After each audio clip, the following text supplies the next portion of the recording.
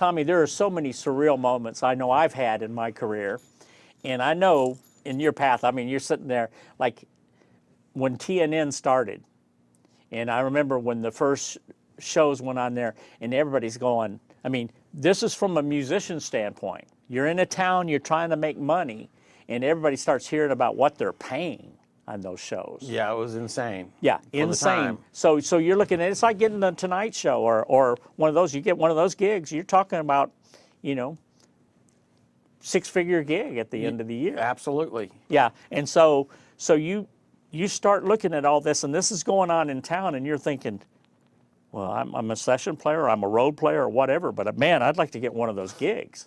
And so when you got the call, like after they changed hosts, it went from Ralph Emery to, and Larry Sasser had a health issue, he had to leave his show. Did you actually replace him on that show? I subbed for him. I believe I remember seeing you, yeah. I may have subbed for him when I was on with when the Whites would already be on as guest. Yeah. I may have played with somebody else.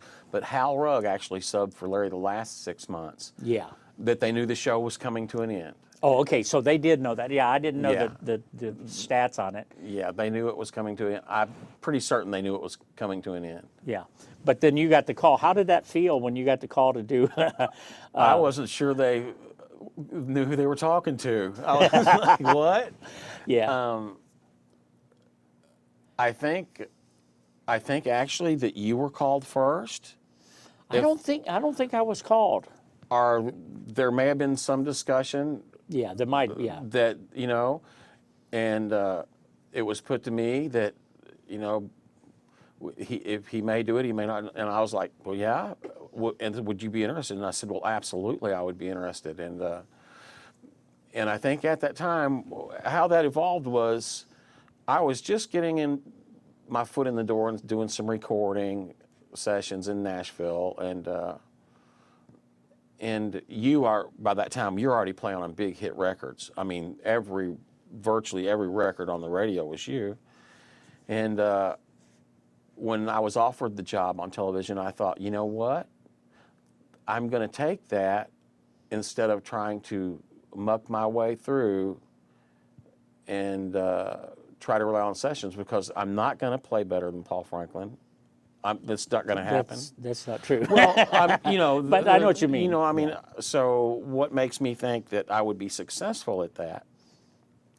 And I thought, well, TV would sound good. I had a new family, baby and wife at home, and I thought, this would be great. And by that time, I'd made my reputation pretty well in the town with some nice folks that happened to get in power. Yeah. And so Buddy Skipper called and said, would you like the job? And, I said, well, yeah, I'm interested. And a few days later, he said, well, you got it. So we couldn't believe it. I just could not believe it. Yeah. I just... well, it's a phone call saying, all right, you're going to make 6 figures this year. Yeah, it was... just like that. I mean, that's... most musicians think, I think the world out there thinks, the premise is, if you're a musician, you're starving to death. And that's a lot of times the case. But if you handle yourself right, and there are things like this, and it's still the case with you in town. If you can, get those kind of calls, those are amazing things, and the work is out there. It is, and work is still great. I know for you, and I'm so thankful that I'm still working all I care to. An interesting thing about getting that first television job, it was in October of '93, I believe. The first day of rehearsal, I thought, and it went back to something my dad said, well, it's one thing getting the job, but it's the other thing keeping it. Keeping it, yeah. He said, you've got to have the tools and the arsenal to do what they've called you for, and you need to do that all the time. Yeah. So that was another kind of a wake-up call that I needed to keep practicing, keep playing, and learn music. Yeah. And I loved to learn. I loved that anyway, but that was just another little nudge. Let me know, well, they might call you first, but you better have the goods to back it up while they called you. Oh yeah. Well, that's the thing that I think that our student base and just people, curious about professional musicianship. That's the thing. I mean, getting the job is just the first day in the room. You can get fired. Just I know guys that, you see them 2 weeks and they're bragging about it, and 2 weeks later they're gone. Then somebody else has got the job. That's right. And that happens throughout the whole industry. And but the ones that keep the job, and I'm going to brag on you, you were perfect for that show. Because let's talk about what that job. Okay, I know from artist thing, you're going to have to back every manager is going to have their new artist on with their new record, and you're going to have to go from rock styles or whatever the record has. You got to cover all the bases. You can't be a guy that says, I'm a country player, I just play this 4/4 shuffles. No. And I know I used to hear the talk from some of the guys that go, that's all they want to play, and they're frustrated. I can't get a job like that. And I think, well, there's a reason for that. You close your doors. Yeah. But you didn't do that, and they chose you because they knew what you could do, and tell. Well, and that comes back to our beginning as well. You and I loving every kind of music, not just country. I mean, we love country shuffles. Yeah. What steel player doesn't? Yeah.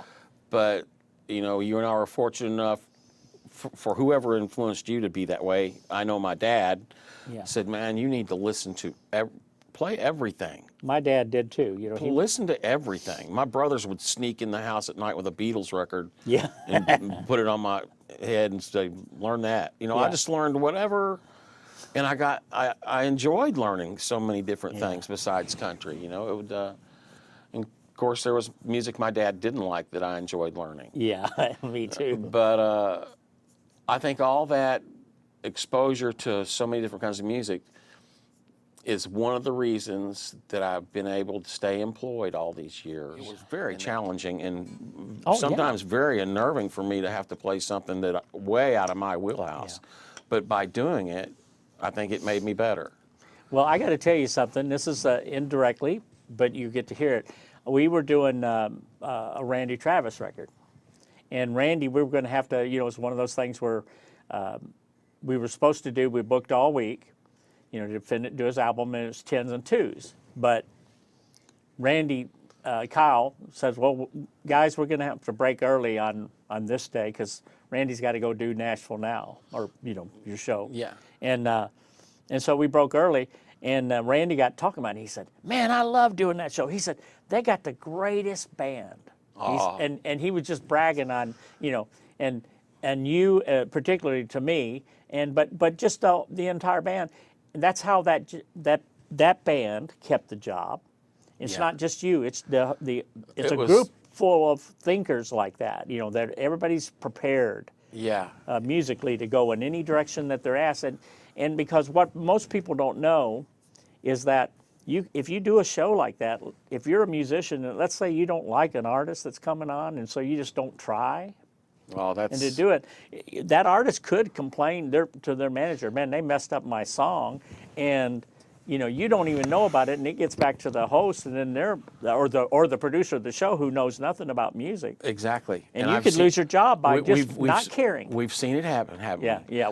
and there's no hiding that kind of that attitude. Yeah, it's all common sense, but it's which that's right, and that situation always starting on television back then. That also, boy, taught me a lot of social skills. Yeah, really quick. Me being from Kentucky, and I knew a bunch of music and was around people, but being around business people,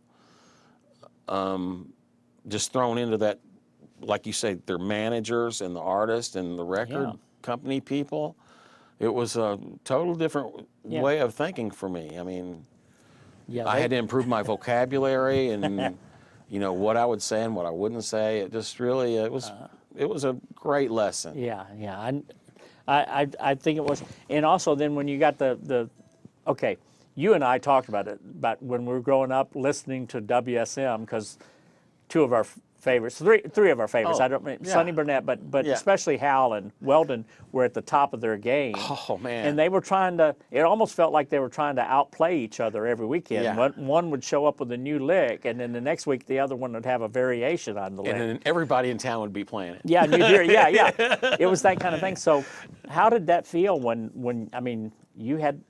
What did they tell you? Weldon wasn't there anymore, and you took Weldon's place. That was, and I was so intimidated by Weldon. Even when I would go as a guest steel player and play the Opry, Yeah. he was 10 foot tall to me, and yeah. just, I mean, what a gracious, sweet soul. Yeah.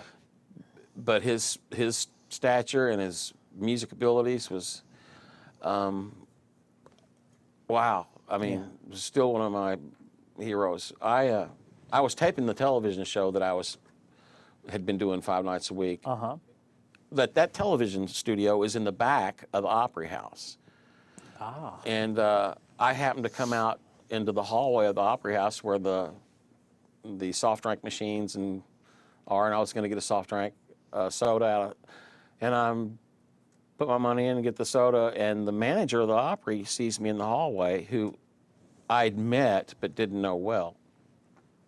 He says, "What are you doing this weekend?" I said, "Well, guess I'll be home with my family." I said, "What'd you have in mind?" He said, "Would you want to come and play the Opry this weekend?" I said, "Well, sure, who with?" He said, "Well, you'd be in the staff band." And I asked what happened to Weldon. And he explained that Weldon had felt like it was time for him to move on.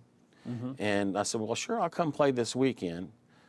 So that next morning, I called Weldon Myrick and said, "Weldon, I understand that you have quit playing the Opry." He said, "Yeah, it's just time for me to do something." He said, I was there 26 years. He said, "I'm tired and I want to spend time with my wife." And I said, "Well, I understand that." I said, "Well, I'm just calling you because they had asked me if I would be interested in coming and playing." And Weldon, ever so gracious, said, "There's not a better candidate for the job." He said, you go do it, and you do it with my blessing. Yeah. But I had to make sure it was okay with him because, Oh yeah. you know, I would never do anything to alienate anybody that had been so kind to us, or anyone. Yeah. So, Well, that's your reputation. well, I went and played the Friday night Opry after working the TV show all day, and then doing that I was wore out. And then the manager of the Opry called the next day and said, "Well, do you want the gig?" And I said, "Well, of course I do." "Well, it's yours." So for a couple of years, I did both. I was doing the television 5 days a week, and the occasional recording session. And the Opry at that time, there were matinees on Tuesdays, Saturdays, and Sundays. So it was for a couple of years. I was gone. I would be driving to a session or to the TV station or wherever, and I would get down on the interstate and think, "Where am I going?" Yeah. I mean, I would be such in a fog from that, you know. But boy, what a blessing! It was a great kind of thing. Well, and the historic value of you know, someone growing up listening to something that you was iconic and as a means to learn, and then all of a sudden you realize, I'm that guy. Somebody's listening to me now. I dreamed of stuff I dreamed of that I thought would never happen. You know, I just thought that's so out of reach. Oh yeah. And then for it to happen is just, it's crazy. And, you know, to this day, when that Grand Ole Opry curtain goes up, and when I'm sitting there before the curtain goes up, I think all that stuff goes through your mind from the beginning. You know, I'm thinking, oh my gosh, it's amazing. How'd this happen? Yeah. You know? I think you and I have talked about this. One of the things that loving the tradition of country music, and I'm not talking about, we're not limited, like, for those of you who don't know, this is a rockin' fool right here. No. and I've heard things that you played. I've been on sessions where the demo will come in or whatever, and it's like this distorted, sounds like Eddie Van Halen on you know, and it's Tommy. I'll ask, "Who's that steel player?" And they'll go, you know, anytime it really stands out for me, it's usually you, and one of a few of that can go into that world, and but anyway. We're still very reverent to the past And, Oh, the and tradition the of tradition it. Yeah. thing. And so one of the things that I've talked to you about, because I sub for you, and I'd go out there, and that's such an humbling place when you get in there, because I still think about Hank Sr. stood on that spot. Oh, When I my see goodness. that circle, and I look at the whole history, and I think what this represents. It's like playing Madison Square Gardens or Carnegie Hall or any of those places with such rich history, and I do sense that we may be losing that in a generation. And I know there are a lot of young people watching this, and that's, if I could encourage anybody, the thing that Tommy has never done, no matter where he goes, like playing on jazz records or whatever, you still, you're never above Never. the day's gig, whatever that day's gig is. If it's playing with whoever, that's as important as anything else. Always, always. Because it's, in the end, it's going to be a reflection of yourself that comes out, no matter Yeah. who you're playing with or what you're playing. And, you wouldn't want some time to go by and hear something and go, oh, it sounds like I didn't care. Yeah. You never want that to happen. I mean, I don't, and I know No, you don't. No. But, and, talking about reverence for situations, it's kind of a 50-50 split from what I see that comes through the venue at the Opry. Some guys don't know what it is, have not really been enlightened. Yeah. It's not their fault. No, it's not at all. It's not their fault that they haven't been enlightened or had enough time in their life to study what they're about to walk into. But then there are those, 19, 20, 25-year-olds that come in there and are just, they're so nervous. They're scared to death. And freaked out to where they are, Yeah. And that's what I like to see, because that's the way I was, Yeah. And like I say, to this day, I'm still like, when I go in there and there I'm sitting, man, that's unbelievable. Yeah. Yeah, I just think I wanted to say, because we're speaking to the class, and I just want to say it's really important that, and the thing that I've always known you to do is know the history of what you're about to do. It's like, Absolutely. I never walk into a room of players, and not know their history. It's like if it's Leland Sklar or if it's Bob Moore playing bass, it's like they're both monumental. Yeah. It's like you have to, I don't focus on one, and that's hip, so I dismiss everything else. That's it's important to know everything about everything if you can. That's right. And I discovered that's true even on a local level. If you're playing just in a local band, Yeah. to know the other musicians around the town, I think is, Oh, yeah. man, that can only be helpful, I would think, in your playing and your work, Well, it's something that, I just want to cover things with you're at the top 1% of musicians in all towns, of music centers. And so I think it's important to hear it coming from the top down, because there are a lot of people dreaming of doing what we're doing, and we want to pass that baton onto that, and we want people to do it. And certainly want younger people to be encouraged to do what we're doing. We need it. Yeah.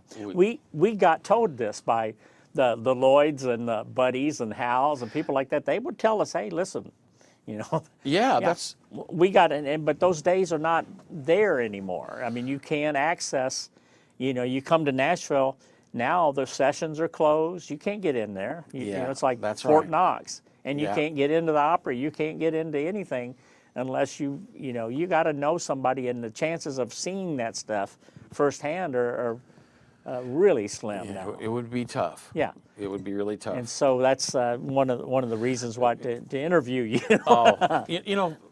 Something that just occurred to me when we were talking about me doing that television show and the Opry and still doing the Opry. A lot of my career, and most of it, has been to copy the records. Mm-hmm. And being that I hadn't played on many records, that was a challenge. Copying signature licks that you played on records, which were many, many, many. And I remember Eddie Rabbitt was going to be on Music City Tonight. Yeah. And they sent me the music, and it was on Second Thought. And you played the solo on it. I sweated over that for 24 hours. For 20 seconds? Oh my gosh. Oh, that's what he's doing And here. I when got that it. camera comes on and I got to play that Paul Franklin solo, you could have not, man, I was so tense. Oh, man. That was really and I love that solo. So that, and I thank you. played it really to the letter. Well, Because I loved it so much. But that was those kind of challenges to me are what makes a better player. And somebody recently complained about having to copy records or copy demos. I said, man, I've made a great career and raised 4 children, got them through college on copying records or copying, that doesn't mean you can't insert your own soul. Yeah. Or be a little creative. Yeah. But it's all been a learning process to copy the records. I've learned something, learning all the time. Yeah. Well, and you, I think you have to do both. If you get a road gig, whoever the artist hires, you got to copy the records. That at least has to be ground zero of doing the gig. Yeah. And that's something you have to be able to do. So you have to develop the ears to do it, which you have. That's why I said 24 seconds. You go, oh yeah, he's doing this. Well, and which also brings to the fact, what's the difference of one of us copying a jazz solo for pleasure, for our own pleasure, and then copying, because we've all done it. We've all heard jazz solos. I want to play that, and I would learn it, and then take it somewhere else, and then. So it's the same difference in my mind as learning, say, a solo off of a country record. Yeah. So I never looked at it as a burden. Yeah, it's something. Yeah. It's kind of something to grow from. Let me ask you about, since you mentioned jazz, because there was an old record, and I'm sure you probably heard it, that had jazz guitar players. I believe Herbert Ellis cut with somebody played with Curly Chalker and Doug Jernigan, and played with Bucky Pizzarelli. Yeah. And there's the concept was jazz guitar players with a steel guitarist, and they did several songs. And but that was like in the late 60s, maybe early 70s when that happened. Yeah. Yeah, and then recently, I say recently, within the last 10 years probably, right? Right. You got a call from Bucky Pizzarelli. That's right. Now that's correct. Tell Well, that's what an was interesting that? story. Yeah. I didn't discover till recently that Doug Jernigan had played with him in some situation. I didn't know what situation it was before me. I don't know if it was a live venue just by happenstance or what. But anyway, I get the call from John Pizzarelli, who is Bucky's son, who is an incredible talent jazz guitar player as well. And John's, says, well, we'd like for you to come up and record an album with me and my dad and the trio. And I'm like, well, yeah, I'd love that. I knew who he was, he's jazz. And I said, well, John, how did you land upon me to come record with you? He says, well, we're going through some YouTubes. We wanted to play some Western swing and some jazz on this recording, and we came across a YouTube of you. Oh man. Playing an instrumental of something, and we thought, yeah, that's who we want. Just how random can that be? That's unbelievable. I mean, that's just so random. So I go up to the studio in Manhattan, and I walk into the studio lobby and meet the owner and one of the managers of the studio, and there's the computer on the desk, and we're talking, and I said, well, yeah, this was before John or any of them get there. Yeah. And they knew who I was. They were really kind, and I said, yeah, he said he found me off of watching a YouTube. He said, yeah, here it is, and he pulled the YouTube up and showed it to me. I was like, oh my goodness. Man. So they get there, and they were all so kind and just great players and really appreciative. They're all in suits and ties, and I'm in a T-shirt and blue jeans. Oh. So that was kind of weird. But Well, that's old school, though. Yeah. That, you know, yeah, so, you know, the album I think was successful. And the next year they did another one and hired me. And that time I wore a jacket and a tie. good for you. Yeah. Well, I always look at those old photos from the sessions in the 60s Yeah, and like those that. guys, They yeah. were dressed up. Oh, you yeah. know. That's Well, they dressed like they were going to be on national television Yeah. the whole time, you know. And, a great little addendum to that is the studio was called NOLA, and that was a studio that Oscar Peterson had used quite frequency. And his piano was in that studio. oh. So every time I'd walk by that piano, I'd just touch it and just have to I had wow. to touch it. Well, nothing really rubbed off, but No. I was hoping it would. But that Man, was what history. that was really something. And another thing was that studio is above the Steinway piano display store, the biggest store. Yeah. I don't know if it's still there, but it was amazing that the Steinway family lived in that building where that studio was Man, for many years before it was turned into a recording studio. So it was amazing. that was Well, interesting. who were the players on it besides Bucky? Do you remember any of them? Yes, Tony Tedesco played drums. Wow. Martin Pizzarelli played upright bass, who was John Pizzarelli's brother. Mm-hmm. John, of course, played guitar, and Bucky played guitar. Mm-hmm. And they had some guest kind of swingy singers that were really good. And a guy named Monty Alexander played piano. He's like, you mentioned Oscar Peterson. There Oh. you go, buddy. So Monty and I became great friends, hit it off right off. Well, there's that. Now that's breaking new ground right there. I mean, to me, anytime someone at that level learns about the instrument, and especially through your hands, I mean, Oh, it was. that had to freak him out. Oh, it was. Man, we had such a good time for. We recorded, I guess, 2 or 3 albums over a period of 2 or 3 years. I'd fly out and stay a week, and Yeah. but yeah, Monty and I became great friends, and we still stay in touch. And he travels all over the world doing. He's amazing. He travels all over the world just doing his solo with a trio act. You know, he's just so yeah. And I still stay in touch with the Pizzarellis. Oh, that's fantastic. So it's good. Yeah, breaking new ground, Tommy. Well, you know, I don't know. I had some residual effects from that. People calling, wanting to hire me for different things. Yeah. Even here, it got back to here in Nashville from New York. How that happens, I don't know. Oh, but, yeah. But Well, there were quite a few, Keith Carlock is here, and there's a lot of New York musicians. Billy Ward was here in Nashville for the longest time. There's quite a few guys from that world. You know? Yeah, I mean, and, playing jazz and boy, and it's a world I love. Yeah. to be honest Oh, with my you. God. I love that world. that's, It's amazing where this thing has taken us. My Well, goodness. Buddy Emmons, we referenced him a lot, but Buddy was one of the first ones to really want to do.